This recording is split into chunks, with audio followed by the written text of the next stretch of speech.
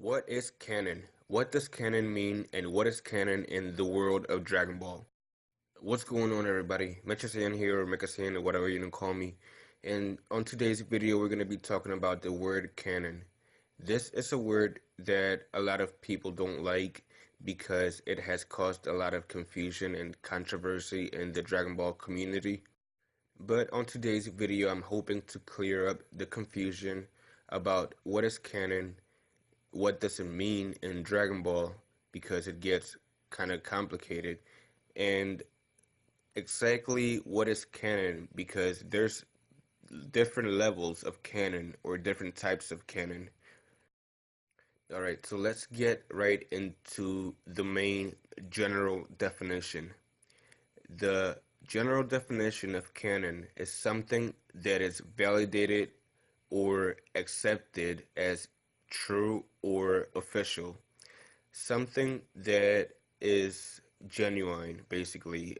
In storytelling, it means anything that is part of the main story. Now, when it comes to Dragon Ball, it gets kind of complicated because there's the main story of the canon, or I should say the canon of the main story.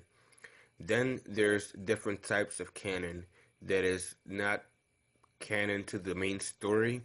And then we have Dragon Ball Super Canon, which is something completely different. So we're going to get into this one thing at a time, and I'm going to try to clear up all this mess. So what is canon in Dragon Ball Z?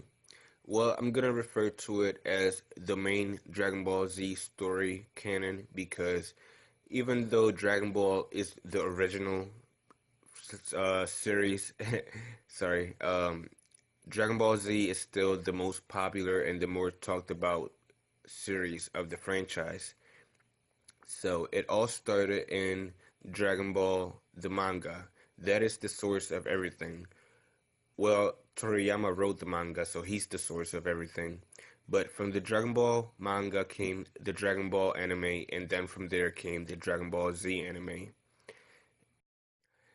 So obviously, the manga for Dragon Ball and Dragon Ball the anime are part of the main canon, and Dragon Ball Z is part of the main canon. And I guess you can include the Future of Trunks special and maybe even the Bardock stuff. It depends on how you want to look at it, but it's technically part of the main storyline of the main canon.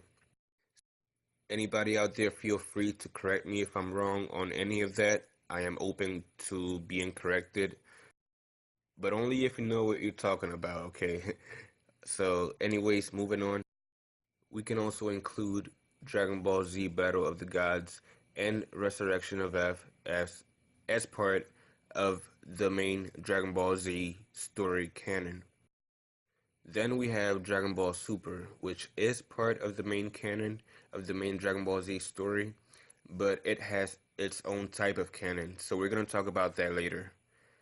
So, the movies and GT and the video games, even though they're not canon to the main story of Dragon Ball Z, they are still canon in their own way.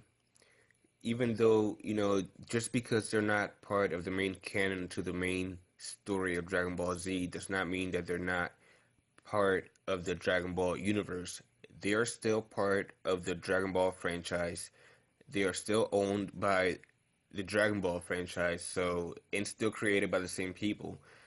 Still created by Toei and Akira Toriyama and Shueisha, if not designed or in some way influenced by. So it's still official stuff, the characters, the stories, because I know that, especially in the video games, Dragon Ball, whether it's Dragon Ball Heroes or Dragon Ball Xenoverse or Dragon Ball Online or even in the BZ Dokkan, excuse me, they have amazing characters, amazing what if scenarios, and great stories, great character designs, and that goes for GT as well. I have mixed feelings about GT. I'm not going to get into that right now. That's going to be for another video. But even though these things are not part of the main canon, they are still canon in their own way, in their own world. Those stories are still canon, not to the main story, but to the world of their own, basically. Xenoverse, it's its own thing. Heroes, it's its own thing. GT, Dragon Ball GT is its own thing. But you can always see crossovers between these things because they are still part of Dragon Ball universe, the Dragon Ball franchise. They're still owned by Dragon Ball. So you're gonna see stuff from Xenoverse in DBZ Dokkan. You're gonna see stuff from Heroes in DBZ Dokkan. Like, because even though there's not canon to the main story, there's still canon in a different way. Now, of course, we know Super Saiyan 4 Broly is not canon. It's never going to be canon to the main storyline because, for one, Broly is not canon to the main story, and Super Saiyan 4 is not canon to the main story. However, it does not mean that it's not possible to see it because we have seen it in video games. We have seen Dragon Ball Z video games come out with Super Saiyan 4 Broly. That's a thing. And even though it's not canon to the main story, it's still created by the same official people that create the rest of the Dragon Ball Z characters in those games. So I think that went on long enough about that, and I think I made my point about that. So moving on to Dragon Ball Super. Now, when it comes to Dragon Ball Super, you can argue about what's canon, whether it's the manga or the anime, but it's really either both or neither. You see, Toriyama does not work in direct contact with either one. What he does is he creates an outline with bullet points, main plot points or key plot points, and he hands that to Toei, and they develop the episodes and they fill in the gaps and all the details episode by episode.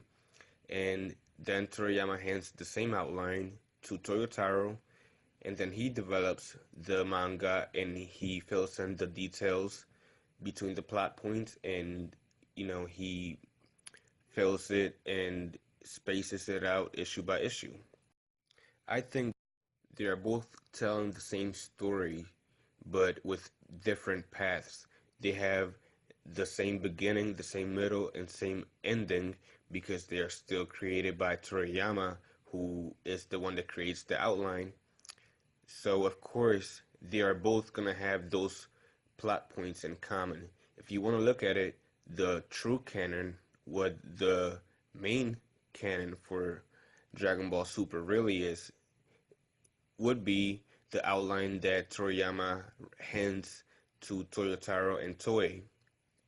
And if we look at the manga and the anime and we analyze it and look at what things they have in similar, we can see what the main plot points would be because they would have to be the same within both the anime and the manga.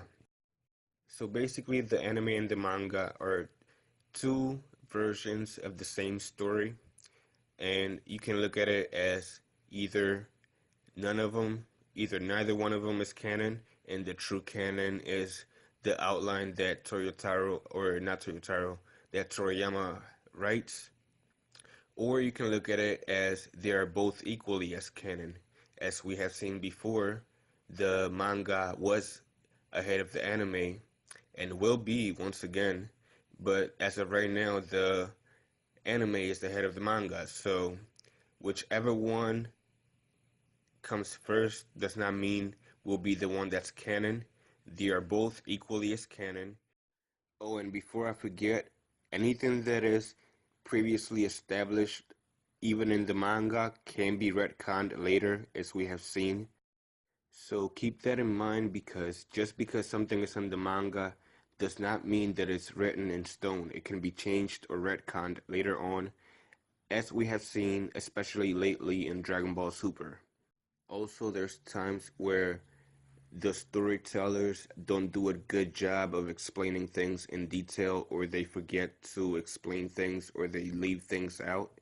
And we have no choice but to go in our heads and fill in the gaps on our own with what we think happened, or try to find an explanation or theory. And that is what headcanon is. When the writers don't give you enough details, so you have no choice but to go in your head and fill in the gaps for yourself.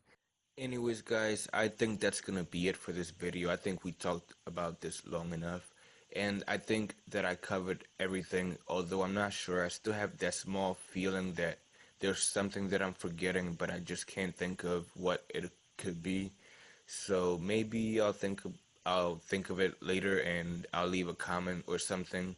Or if you know what it could be, then feel free to leave a comment and ask me a question, or point out whatever I forgot to mention or talk about. But I think that I covered everything. I hope that I was of some help and that I was of some information. And I hope you find this video useful to you. And if you enjoyed, please leave a like, share the video with your friends, and subscribe for more. I will be doing more videos like this, not just gaming, but Dragon Ball related and Dragon Ball discussions. Just a lot of stuff that I have planned. It's just a matter of me getting the time to edit and record and upload everything because my schedule is hectic right now. But anyways, thank you all for watching. Have a great day. Happy New Year's. Stay awesome and see you on the next one. Peace out.